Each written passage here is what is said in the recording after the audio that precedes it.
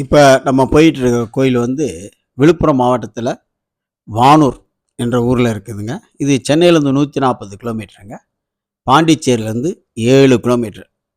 ஸ்ரீ பிரிதிரியங்கா தேவி கோயிலுங்க. கோயிலில் என்ன விசேஷம்?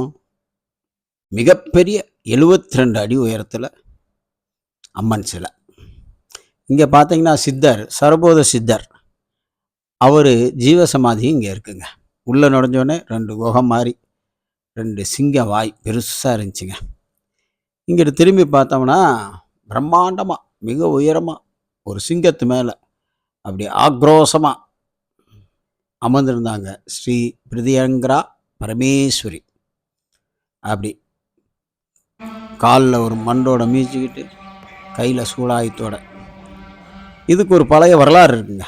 ராமன் லட்சுமணன் படைபலத்தால் அழிக்க முடியாதுன்னு நினச்ச ராவண மகன் இந்திரஜித் நிரும்பாலை என்ற இடத்துல தேய்பிரை அஷ்டமி தினத்தில் நடுநிசியில் மிக ரகசியமாக மகா பிரியங்கா யாகம் நடத்தி ராமன் லட்சுமணனை அழித்து விடலாம் என்று திட்டமிடும்போது இது அறிந்த அனுமன் இந்த யாகம் நடக்காமல் அழிச்சாருங்க.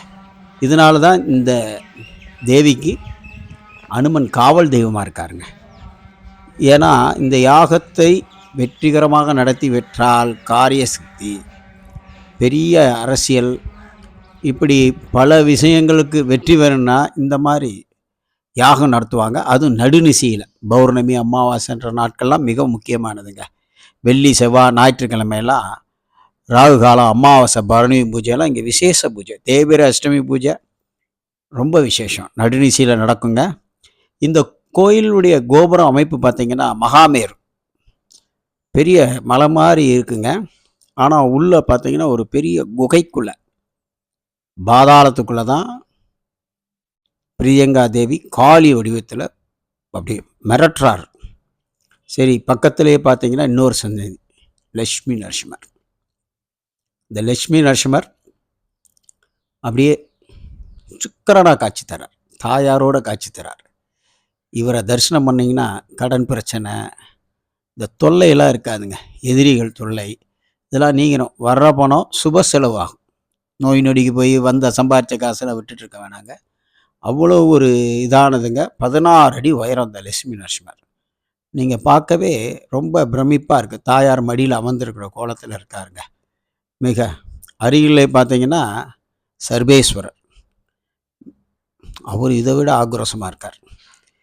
இங்கே வந்து என்ன விசேஷம்னா பில்லி சூனியம் ஏவல் இந்த மாதிரி இதெல்லாம் விசேஷங்கள்லாம் நைட்டு தான் இதுக்கு பூஜை. பகல்லே பயமாக இருக்குது, நைட்டில் இதாக இருக்குது.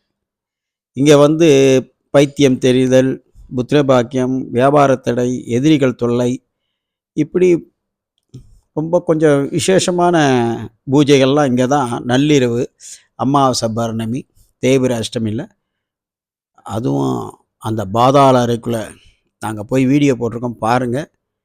சின்ன பசங்கள்லாம் பயந்துருவீங்க, அவ்வளோ ஆக்ரோஷமாக இருக்குது. இங்கே பாருங்கள் சர்வேஸ்வரர் எப்படி இருக்கார் பாருங்கள், ஆக்ரோஷமாக. பகல்லையே இப்படி இருக்குது, இரவில் எப்படி இருக்கும், பயமாக இருக்கும். இங்கே அபிஷேகம்லாம் அவ்வளோ இதாக நடக்குது.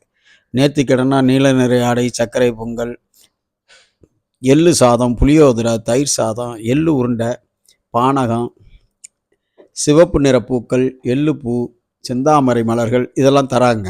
வந்து சுவாமிக்கு வந்து நேர்த்திக்கடனா செய்கிறவங்க பூஜை பண்ணி இங்கே தன்வந்திரி ஆகரம் இப்படிலாம் நிறையா மந்திர தந்திரங்கள், இப்படி விஷயத்துக்கும் இங்கே விசேஷம். அதாவது தீய சக்திகளை விரட்டும் இடம். எந்த தீய சக்தியும் உங்ககிட்ட நெருங்காது.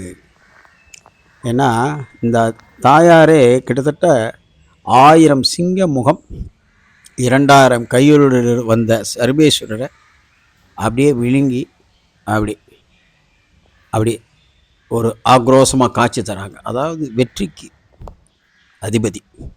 அதனால் பயப்பட வேணாம். இப்போ பாருங்கள் நள்ளிரவு பூஜை.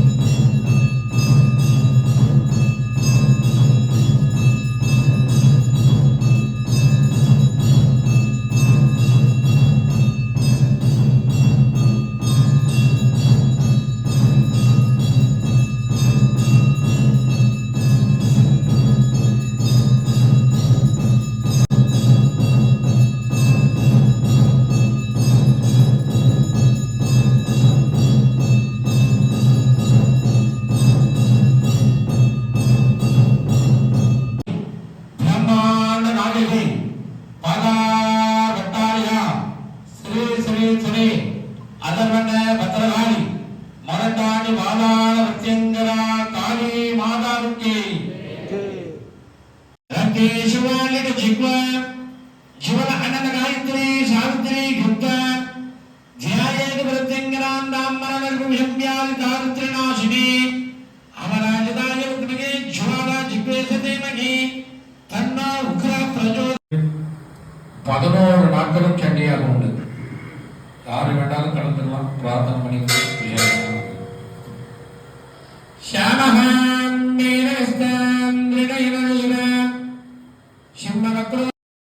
கடைசியாக ஒரு விஷயங்க, தாயாருக்கு ரொம்ப பிரியமானது வாழை நாரில் கட்டின வாழைப்பூ மாலை. நீங்களும் அருள் பெறுங்கள்.